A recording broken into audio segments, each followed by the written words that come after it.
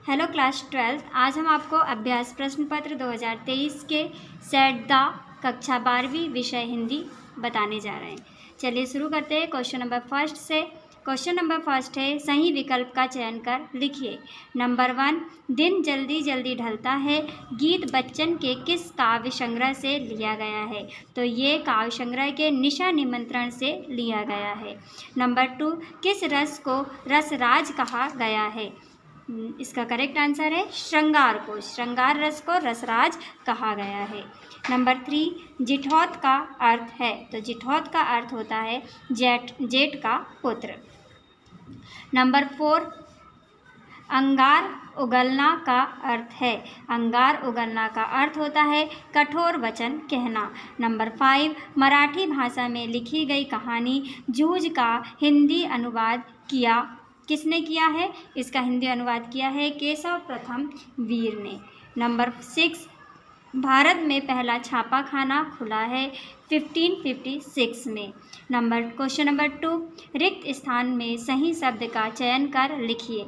Number 1, कविता के पंख लगा उड़ने के माने खालिस्तान क्या जाने? तो ये आता है, इसका करेक्ट आंसर है चिड़िया। भक्ति काल को हिंदी पद साहित्य का खालिस्तान माना जाता है। तो भक्ति काल को हिंदी पद साहित्य का स्वर्ण युग माना जाता है। नंबर 3, काव्य की आत्मा खालिस्तान को कहा जाता है। काव्य की आत्मा रस को कहा जाता है। मेला आंचल उपन्यास के लेखक खालिस्तान है। तो मेला आंचल उपन्यास के लेखक फणीश्वर नाथ रेणु हैं। नंबर 5, खालिस्तान वाक्यों में किसी बात को साधारण रूप से कहा जाता है? विधिवाचक प्रश्न पे, विधिवाचक वाक्य पे। नेक्स्ट है, यशोधर बाबू मूल रूप में खालिस्तान के रहने वाले थे। तो यशोधर बाबू मूल रूप से कुमाऊं के रहने वाले थे। संपादक के नाम पत्र स्तंभ को खालिस्तान को प्रतिबिंबित करता है। तो ये जनमत को प्रतिबिंबित करता है। क्वेश्चन नंबर 3, सही जोड़ी बनाकर लिखिए। स्तंभ आ स्तंभ बा, बादल राग WH आर्डन। बादल राग का आंसर आ जाएगा निराला। नेक्स्ट है, वर्ण के बोलने में लगा समय। तो वर्ण के बोलने में लगा समय कहलाती है मात्रा। पहलवान की ढोलक है फणीश्वर नाथ रेणु की रचना। प्रश्नबोधक निपात शब्द, तो ये आ जाएगा क्या, कब। अतीत में दबे पांव आ जाएगा ओम थानवी। और प्ले विद द वर्ड का आंसर आ जाएगा WH आर्डन। क्वेश्चन नंबर 4, निम्नलिखित प्रश्नों के उत्तर एक वाक्य में लिखिए। नंबर 1, विप्लव का वीर किसे कहा गया है? तो विप्लव का वीर बादल को कहा गया है। नंबर 2, जहाँ उपमेय को उपमान से श्रेष्ठ बताया जाए वहाँ कौन सा अलंकार होता है? तो वहाँ पर होता है व्यतिरेक अलंकार। नंबर 3, हिंदी गद्य का जनक किसे माना जाता है? तो हिंदी गद्य का जनक भारतेंदु या हरिश्चंद्र को माना जाता है। भारत का संविधान निर्माता किसे कहा जाता है? तो भारत का संविधान निर्माता डॉक्टर भीमराव अंबेडकर को माना जाता है। पुनरुक्ति शब्द युग्म के 2 उदाहरण लिखिए। पुनरुक्त शब्द के उदाहरण हैं धीरे धीरे गड़गड़।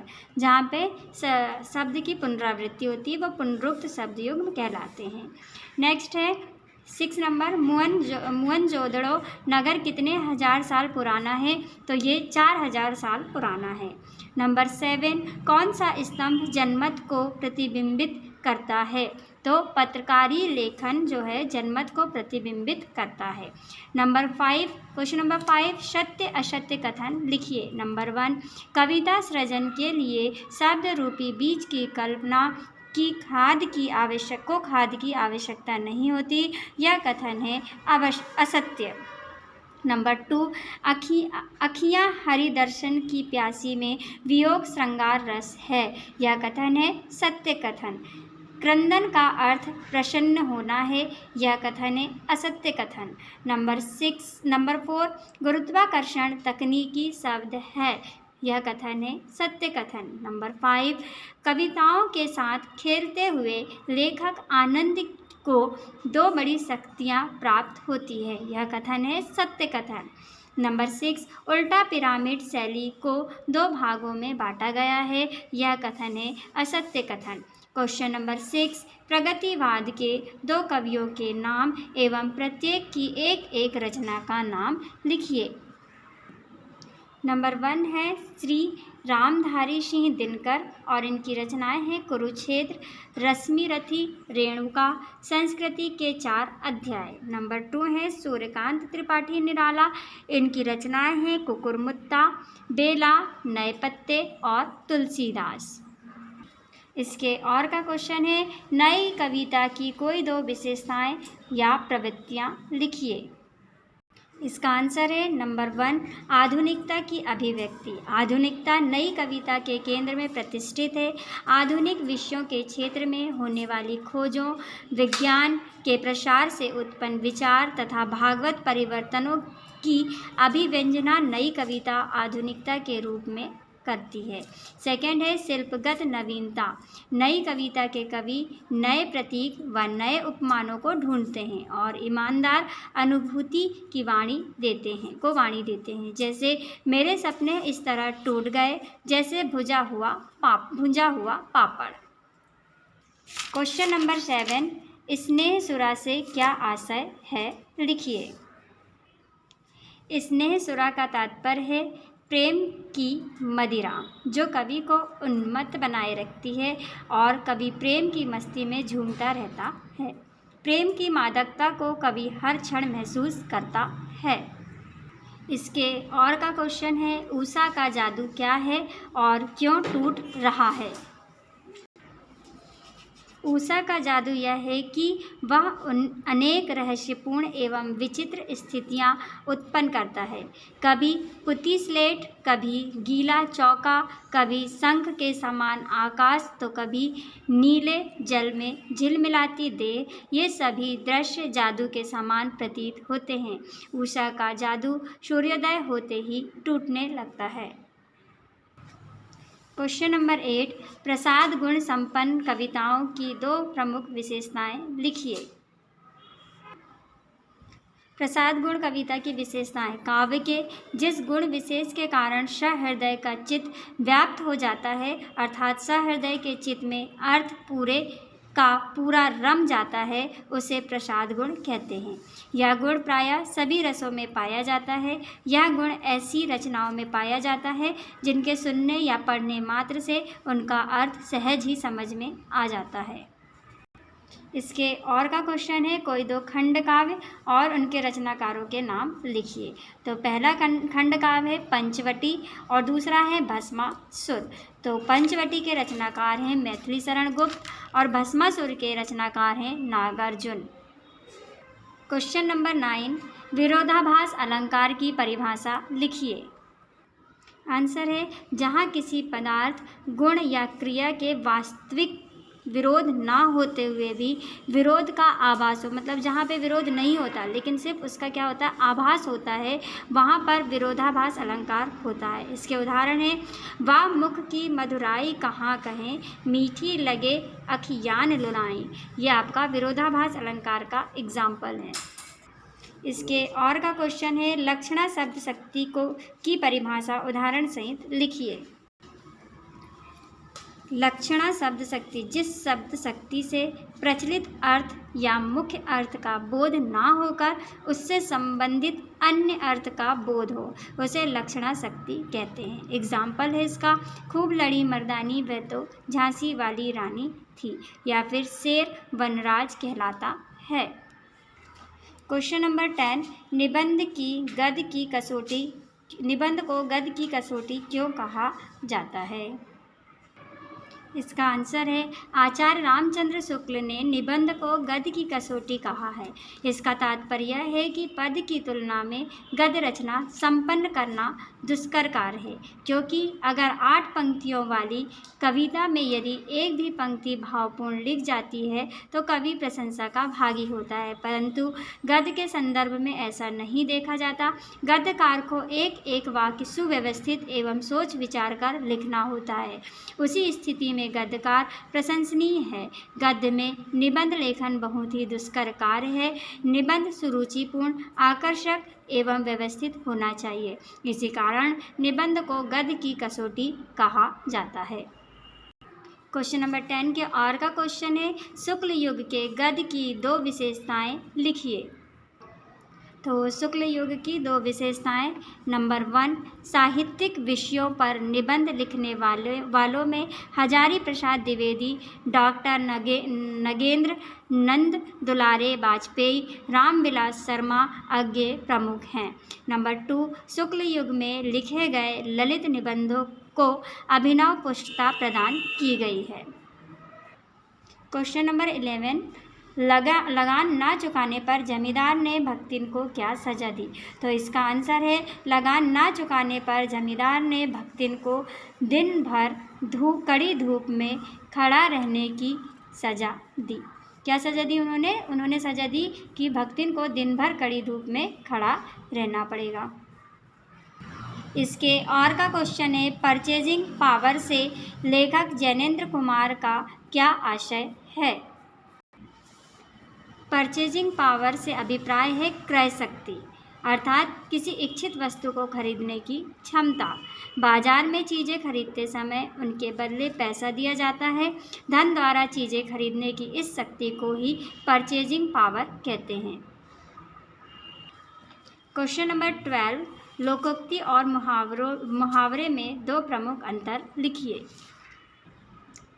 मुहावरा और लोकोक्ति, इसमें अंतर है। मुहावरा एक वाक्यांश होता है और लोकोक्ति पूर्ण वाक्य होती है। ये वाक्यांश होता है और ये पूर्ण होता है।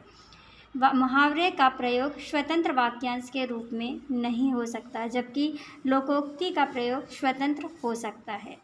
मुहावरों के अंत में ना का प्रयोग होता है, जबकि लोकोक्ति में यह आवश्यक नहीं है।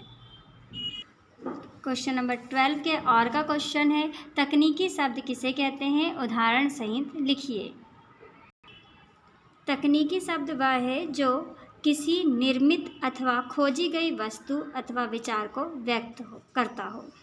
कोश ग्रंथों के अनुसार तकनीकी शब्द किसी ज्ञान विज्ञान के विशेष क्षेत्र में एक विशिष्ट तथा निश्चित अर्थ में प्रयुक्त किया जाता है। इसके एग्जाम्पल हैं जैसे कि तदर्थ, ठीक है, और तदर्थ का एड हॉक और कुलपति वाइस चांसलर।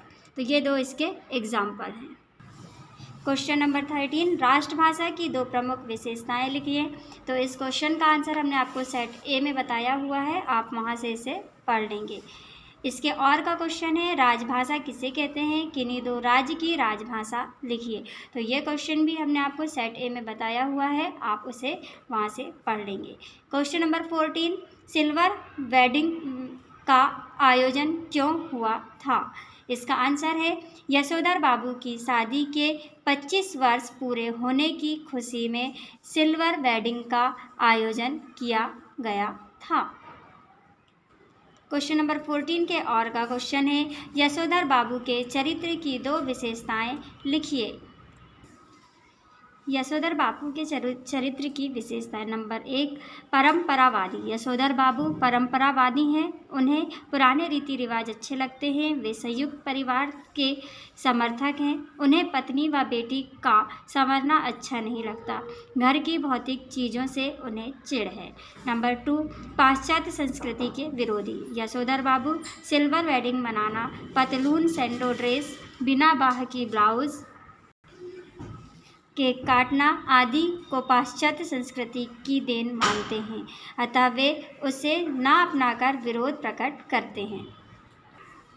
क्वेश्चन नंबर 15, एक अच्छे लेखन के लिए ध्यान देने योग्य 2 प्रमुख बातें लिखिए।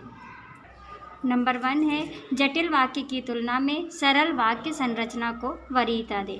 नंबर 2, आम बोलचाल की भाषा और शब्दों का इस्तेमाल करें। ये इसकी विशेषताएं हैं या इन बातों पे ध्यान दिया जाना चाहिए। इसके और का क्वेश्चन है, एक सफल साक्षात्कारकर्ता के कौन कौन से गुण होते हैं, संक्षिप्त में लिखिए। नंबर 1 स्पष्टीकरण संभव, नंबर 2 ऐतिहासिक भावनात्मक पृष्ठभूमि का ज्ञान, और नंबर 3 अमूर्त घटनाओं का अध्ययन, और नंबर 4 मर्मभेदक अध्ययन। ये सब एक साक्षात्कार के गुण होते हैं। क्वेश्चन नंबर 16, निम्नलिखित बिंदुओं के आधार पर सूर्यकांत त्रिपाठी निराला अथवा रघुवीर सहाय के साहित्य की काव्यगत विशेषताएं लिखिए। 2 रचनाएं, भावपक्ष, साहित्य में स्थान। सूर्यकांत त्रिपाठी निराला की रचनाएं हैं परमिल गीतिका, अनामिका, बेला, नए पत्ते, तुलसीदास, कुकुरमुत्ता, सरोज स्मृति, राम की शक्ति पूजा, आराधना आदि।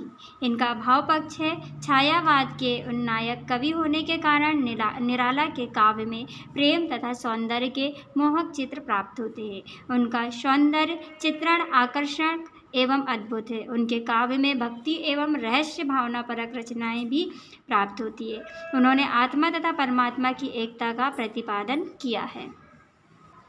साहित्य में स्थान, आधुनिक कवियों में निराला का उत्कृष्ट स्थान है। वे मुक्तक के जनक थे। उन्होंने हिंदी कविता को नई दिशा प्रदान की। हिंदी साहित्य में निराला के कृतित्व को उनके व्यक्तित्व में और भी अधिक महान बनाया है। निराला जी हिंदी के मूर्धन्य रचनाकार हैं। रघुवीर सहाय की रचनाएं हैं सीढ़ियों पर धूप, आत्महत्या के विरुद्ध, हंसो हंसो जल्दी हंसो, भूल गए हैं, एक समय था। इनका भाव पक्ष है रघुवीर सहाय ने समकालीन समाज का यथार्थ चित्रण किया है। उन्होंने मध्यम वर्गीय जीवन का चित्रण अपने काव्य में किया है। उन्होंने अपने काव्य में सामाजिक व्यवस्था, शोषण, विडंबना आदि का यथार्थ चित्रण किया है। साहित्य में स्थान, रघुवीर सहाय एक लंबे समय तक याद रखे जाने वाले कवि हैं। सहाय जी राजनीति पर कटाक्ष करने वाले कवि हैं। मूलतः उनकी कविता में पत्रकारिता के तेवर और अखबारी अनुभव दिखाई देता है। हिंदी साहित्य में उनका योगदान अविस्मरणीय है।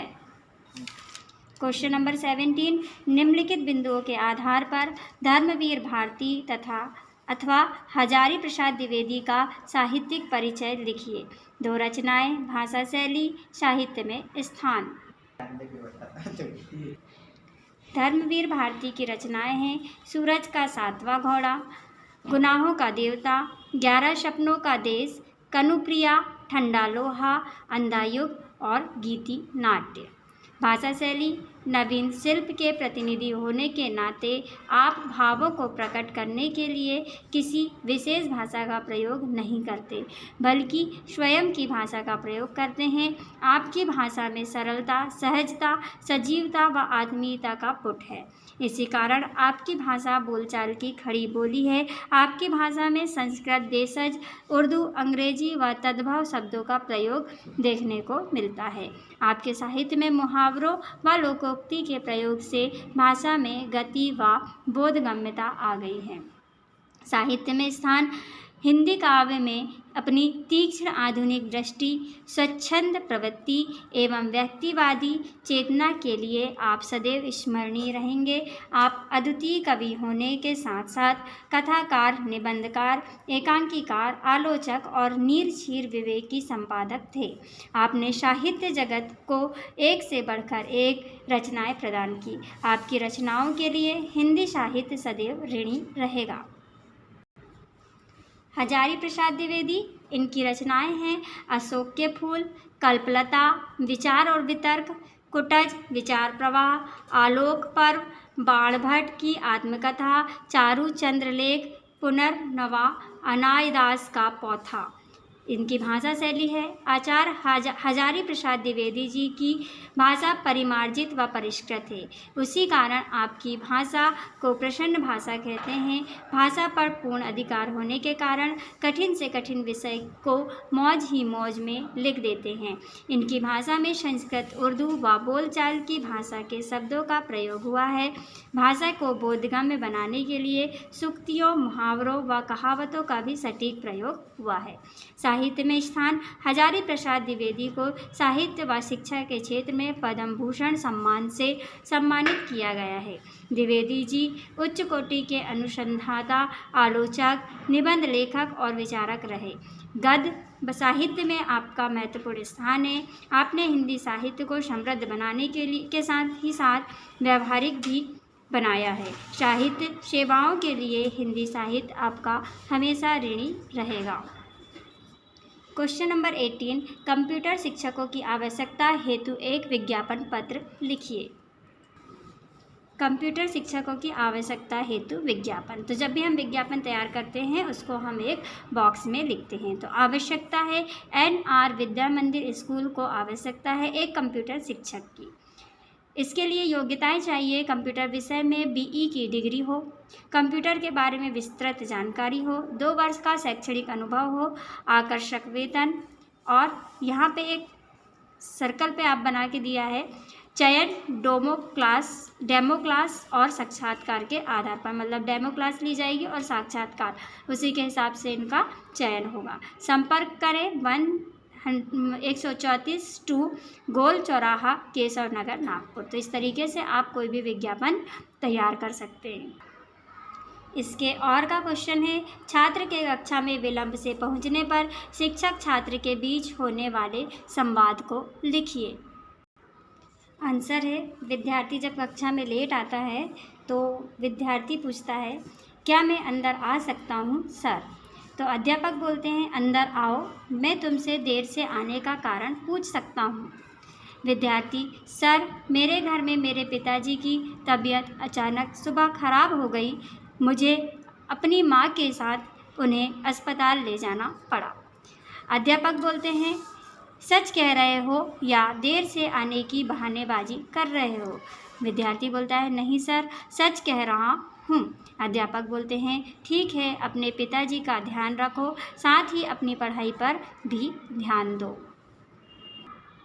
क्वेश्चन नंबर 19, निम्नलिखित अपठित गद्यांश काव्यांश को पढ़कर नीचे लिखे प्रश्नों के उत्तर दीजिए। तो यहाँ पे हमें अपठित गद्यांश दिया है, अभी कुछ समय पहले ही संयुक्त परिवार हमारी संस्कृति की विशेषता हुआ करता था। संयुक्त परिवार को परिभाषित करते हुए हम कह सकते हैं कि जिसमें एक ही घर में एक साथ कई पीढ़ियों के लोग रहते हैं, जिस परिवार में 3 या अधिक पीढ़ियों के सदस्य साथ साथ निवास करते हैं, जिनकी रसोई, पूजा एवं संपत्ति सामूहिक होती है। संयुक्त परिवार को यदि आज की आवश्यकता कहा जाए तो गलत ना होगा। ऐसे परिवार में मिलजुल कर रहने की भावना की प्रधानता होती है। इसमें सभी लोग एक दूसरे का सहारा बनते हैं, लेकिन आधुनिक समय में ऐसे परिवार का चलन कम हो गया है, जिससे कई समस्याएं पैदा हो रही हैं। इस पूरे संदर्भ में एक बात बहुत अच्छी है कि युवा पीढ़ी का ध्यान इसके समाधान की ओर गया है। उसे लगता है कि संयुक्त परिवारों को टूटना अच्छे संस्कारों को ग्रहण लगने के समान है। अतः इस परंपरा को पुनर्जीवित करना जरूरी है ताकि समस्याओं का समाधान हो सके, उन्हें अकेलेपन से मुक्ति मिल सके तथा बच्चों को स्वस्थ और आनंदमयी वातावरण मिल सके। तो उपर्युक्त गद्यांश का शीर्षक लिखिए। तो उपर्युक्त गद्यांश का शीर्षक है संयुक्त परिवार। नंबर 2 है, आधुनिक युवा पीढ़ी को अब संयुक्त परिवार के बारे में क्या सोच रही है? आधुनिक युवा पीढ़ी संयुक्त परिवार के बारे में क्या सोच रही है? तो आधुनिक युवा पीढ़ी सोचती है कि संयुक्त परिवारों का टूटना अच्छे संस्कारों पर ग्रहण लगने के समान है। नंबर 3 है, संयुक्त परिवार को कैसे परिभाषित किया जा सकता है? ये है आपका संयुक्त परिवार को परिभाषित करते हुए हम कह सकते हैं कि जिसमें एक ही घर में एक साथ कई पीढ़ियों के लोग रहते हैं, जिस परिवार में 3 या अधिक पीढ़ियों के सदस्य साथ साथ निवास करते हैं, जिनकी रसोई, पूजा एवं संपत्ति सामूहिक होती है, वही संयुक्त परिवार होते हैं। इसके और का क्वेश्चन है, जी पहले कुछ दिन शर्म लगी मुझको, पर पीछे पीछे अकल जगी मुझको। जी लोगों ने तो बेच दिए ईमान, जी आप ना हो सुनकर ज़्यादा हैरान। मैं सोच समझकर आखिर अपने गीत बेचता हूँ, जी हाँ हुजूर मैं गीत बेचता हूँ। इस काव्यांश का शीर्षक लिखना है। कवि को गीत बेचने में शर्म क्यों नहीं आती है। और नंबर 3 है उपयुक्त काव्यांश का मूल भाव लिखिए। इसका काव्यांश का शीर्षक है मैं गीत बेचता हूँ। और सेकेंड आंसर है कवि को गीत बेचने में शर्म क्यों नहीं आती है। कवि कहते हैं कि जब लोग अपना ईमान बेच सकते हैं, अपना चरित्र बेच सकते हैं, तो मैं अपना जीवन यापन करने के लिए गीत बेच दूं तो इसमें शर्म की क्या बात है। और इसका सारांश है, उपयुक्त काव्यांश का सारांश यह है कि लोग अपने स्वार्थ को सिद्ध करने के लिए अपना ईमान एवं चरित्र तक बेच देते हैं। इसमें हैरानी की क्या बात है। इसलिए कवि अपनी जीविका चलाने के लिए अपनी रचना को बेचते हैं। इसमें उन्हें कुछ दिन लज्जा हुई, किंतु बाद में उन्हें समझ आया। क्वेश्चन नंबर 20, निम्नलिखित पद्यांश का भावार्थ, संदर्भ, प्रसंग तथा सौंदर्य बोध सहित लिखिए। क्या है ये पद्यांश दिया हुआ है। धूत कहो अवधूत कहो, रज पुतु कहो, जोल्हा कहो को। काहू की बेटी सो बेटा ना ब्याहब, काहू की जाति बिगाड़ न सो। तुलसी सर नाम गुलामू है राम को, जाको रूचे सो कहे कछु ओऊ।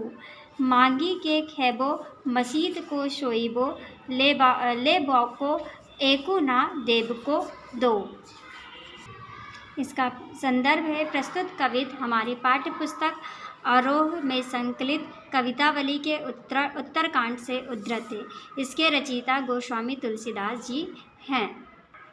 प्रसंग है, प्रस्तुत सवैया छंद में राम भक्त तुलसीदास जी ने राम के प्रति अपने अनन्य भक्ति का वर्णन किया है। साथ ही तत्कालीन समाज में व्याप्त जाति प्रथा से स्वयं का कोई लेना देना नहीं होने की बात कही है।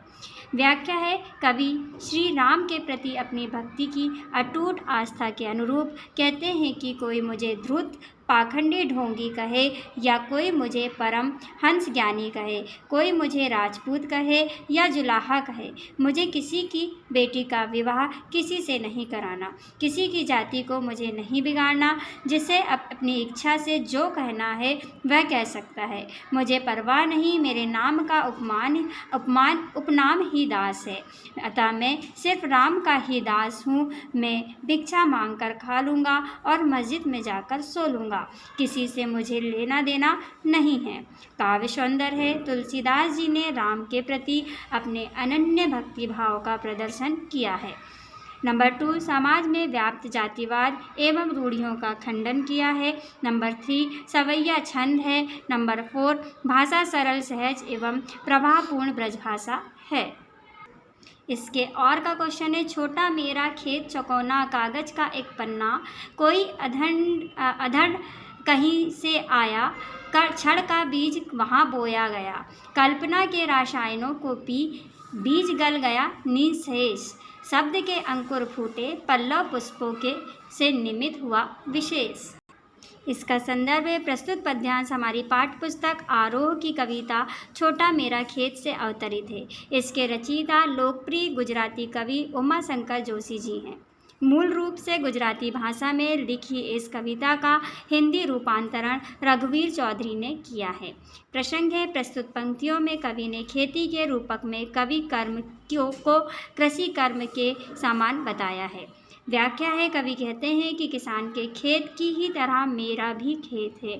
वह खेत कागज का छोटा चौकोर पन्ना है।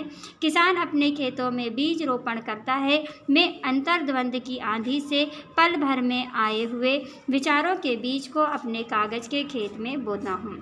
खेतों में किसान हवा, पानी, उर्वरक, खाद डालता है, तब बीज का बाहरी आवरण गलकर अंदर से अंकुर निकलकर आता है और वह धीरे धीरे वृद्धि करते हुए एक विशेष फसल तैयार हो जाता है। मैं अपने विचार के बीज में कल्पना शक्ति और भावभंगिमा का खाद और पानी देता हूँ। मेरे विचारों के बीज से शब्दों के अंकुर फूटते हैं और काव्य कविता बनने लगती है और एक विशेष विषय वस्तु की कृति साहित्य तैयार हो जाती है। काव्य सौंदर्य है। कवि ने काव्य सृजन को कृषि कार्य के समान बताया है। नंबर 2, उन्नत काव्य रचना के लिए विचार रूपी बीज में कल्पना रूपी खाद की आवश्यकता बताई गई है। कल्पना रूपी रसायन एवं शब्द के अंकुर में रूपक अलंकार है। क्वेश्चन नंबर 21, निम्नलिखित गद्यांश की व्याख्या संदर्भ प्रसंग एवं विशेष सहित लिखिए। भक्तिन और मेरे बीच में सेवक स्वामी का संबंध है। यह कहना ठीक है क्योंकि ऐसा कोई स्वामी नहीं हो सकता जो इच्छा होने पर भी सेवक को अपनी सेवा से हटा ना सके और ऐसा कोई सेवक भी नहीं सुना गया हो जो स्वामी के चले जाने का आदेश पाकर अवज्ञा से हंस दे। भक्तिन को नौकर कहना उचित ही असंगत है जितना अपने घर में बारी बारी से आने जाने वाले अंधेरे उजाले और आंगन में फूलने वाले गुलाब और आम को सेवक मानना है। वे जिस प्रकार के एक अस्तित्व रखते हैं जिसे सार्थकता देने के लिए ही हमें सुख दुख देते हैं, उसी प्रकार भक्तिन का स्वतंत्र व्यक्तित्व अपने विकास के परिचय के लिए ही मेरे जीवन को घेरे हुए है। संदर्भ है प्रस्तुत गद्यांश हमारी पाठ्य पुस्तक आरोह के संस्मरणात्मक रेखाचित्र भक्तिन पाठ से अवतरित है जो स्मृति की रेखाएं में संकलित है। इसकी लेखिका आधुनिक युग की मीरा महादेवी वर्मा जी हैं। सेविका भक्तिन लेखिका के अकेलेपन की साथिन थी। वह एक आदर्श सच्ची सेविका भी थी। लेखिका प्रतिक्षण भक्तिन को अपनी छाया के रूप में पाती है। जिस प्रकार शरीर की छाया को शरीर से अलग नहीं किया जा सकता, उसी प्रकार लेखिका से भक्तिन को अलग करना दुष्कर या असंभव था। व्याख्या, जब भक्तिन लेखिका के पास सेविका बनकर आई थी, वह बाद में लेखिका की अभिन्न छाया बन गई। अब कोई भी यह नहीं कह सकता कि लेखिका और भक्तिन में स्वामी सेवक जैसा संबंध है।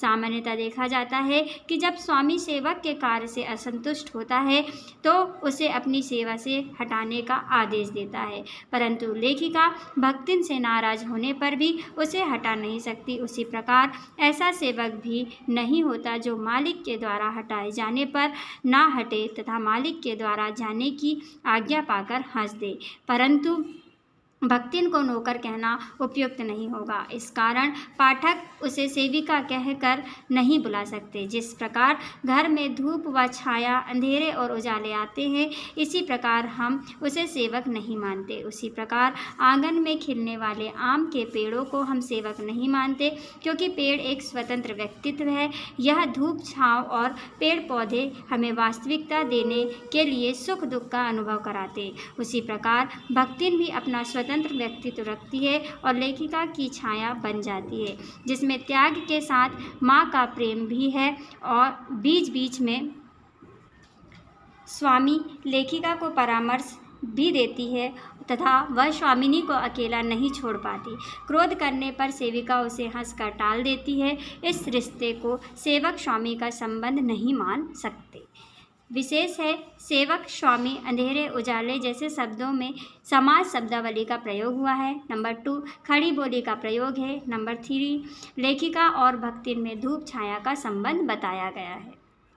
इसके और में दिया हुआ है, यहाँ मुझे ज्ञात होता है कि बाजार को सार्थकता भी वही मनुष्य देता है जो जानता है कि वह क्या चाहता है और जो नहीं जानते कि वे क्या चाहते हैं। अपने परचेजिंग पावर के गर्व में अपने पैसे से केवल एक विनाशक शक्ति, शैतानी शक्ति, व्यंग की शक्ति ही बाजार को देते हैं। ना तो वे बाजार से लाभ उठा सकते हैं, ना उस बाजार को सच्चा लाभ दे सकते हैं। वे लोग बाजार का बाजारूपन बढ़ाते हैं, जिसका मतलब है कि कपट बढ़ाते हैं। कपट की बढ़ती का अर्थ परस्पर में सद्भाव की घटी।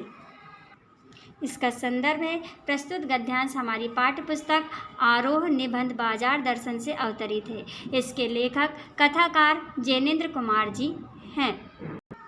प्रसंग है, लेखक ने बताया है कि जिस व्यक्ति को अपनी आवश्यकताओं को अच्छी प्रकार समझकर बाजार में खरीदारी करता है वही बाजार को सार्थकता प्रदान करता है, परंतु जो व्यक्ति अपनी इच्छाओं को ना जानकर परचेजिंग पावर तथा मनी बैंक की गर्मी से बाजार में जाता है वह बाजार में से द्वेष व कपट बढ़ाता है।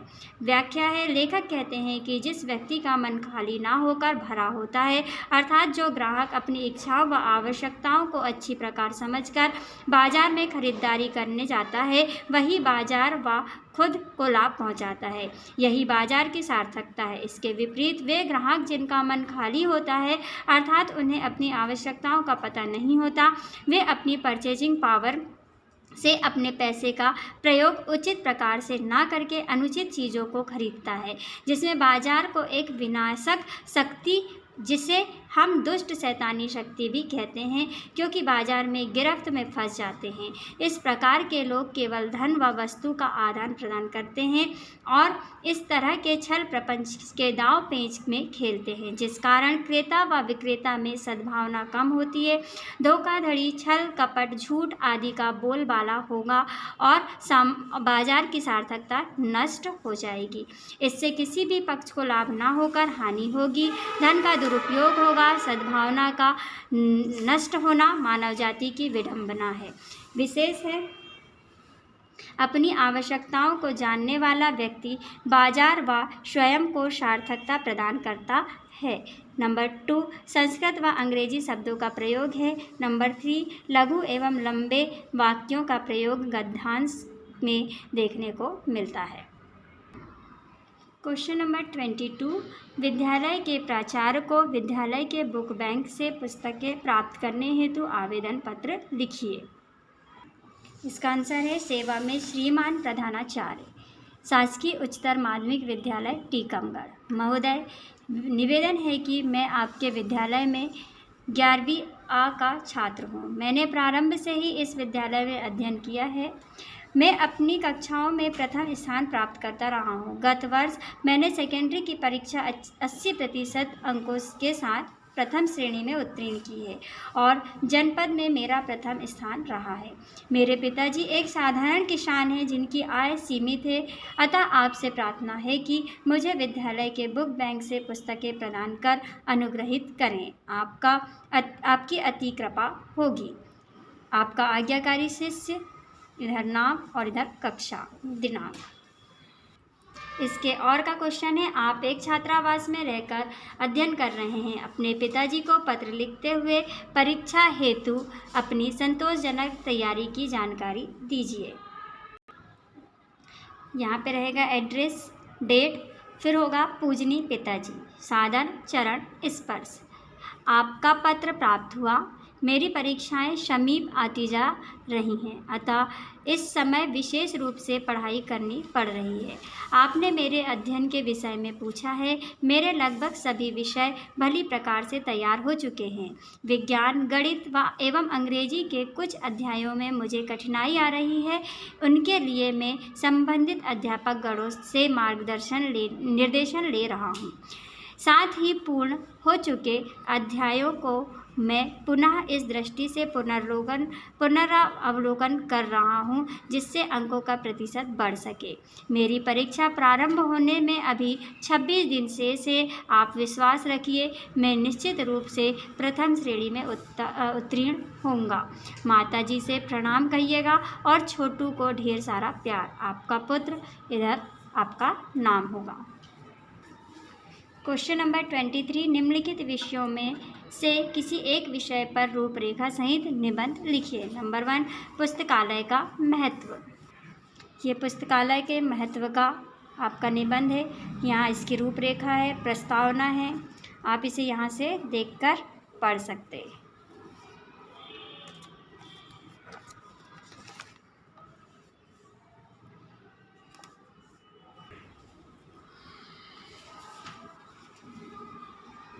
ये इसका उपसंहार है। सेकेंड है, प्रदूषण कितना घातक। इसका निबंध आप यहाँ से देखकर लिख लेंगे।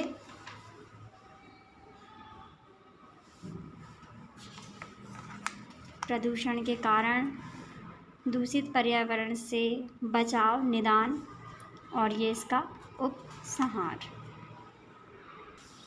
नंबर 4 है बुजुर्गों की देखभाल। बुजुर्गों की देखभाल का निबंध आप इस तरीके से लिख सकते हैं।